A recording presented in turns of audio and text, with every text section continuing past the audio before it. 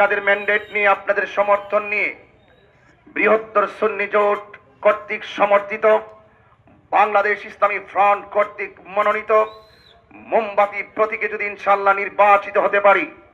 নোয়াপাড়া বাজার দাঁড়িয়ে কথা দিয়ে যাচ্ছি, খোলা আকাশের নিচে আল্লাহর ওলিকে পাশে রেখে চাঁদাবাজিদের গুম হারাম করে ব্যবসায়ীদের থেকে চাঁদাবাজি একদম বন্ধ করে দেবেন ইনশাআল্লাহ। দীর্ঘ 22টি বছর আপনারা আমাকে পরীক্ষা করেছেন, আমি আপনাদের সাথে চলেছি, আমি কখনো জবানের খেলাফ করি নাই,